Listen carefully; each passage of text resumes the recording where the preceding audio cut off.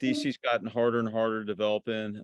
It's more expensive than ever to do so. Looking to zoning and zoning modifications in some way through the BZA process, smart thing to do. So I'm going to go ahead and get started. Today, we're going to go through the rules on alley lots and discuss where we think alley lot development and the regulations are headed. So now, if you don't have the required square footage or an alley lot that is 24 feet, that has an alley with 24 feet in width, but you have a alley tax lot, you can convert the tax lot to a record lot.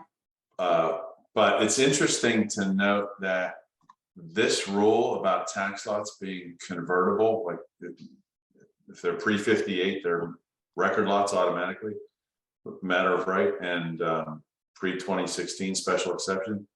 That's a rule that actually doesn't even apply to non-alley lots, to street-facing lots. So the other thing is, Brian, variance, lot occupancy variance, as opposed to special exception.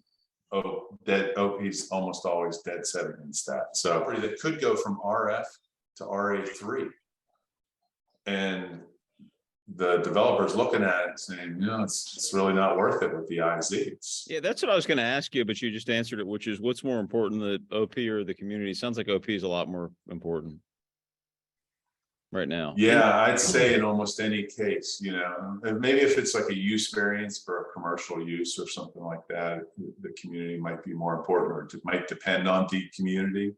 And what's the timing like on a PUD as well?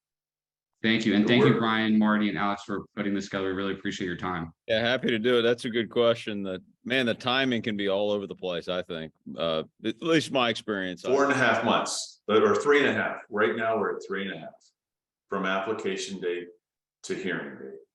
The second aspect of timing is if you have party opposition to your application, you are going to need a full order, or like a full opinion before you can move forward. And those have been taking sometimes up to a year to get, as opposed to if you don't have party opposition, you just need a summary order and you get that in 2 weeks.